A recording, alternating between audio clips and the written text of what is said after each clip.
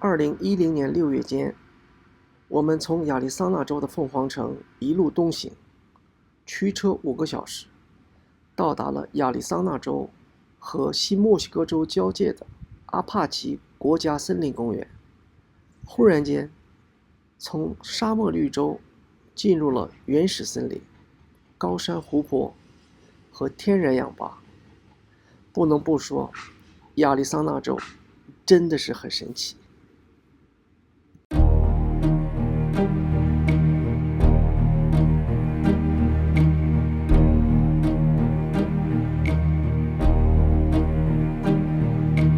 Who can say where the road goes, where the day flows? Only time. And who can say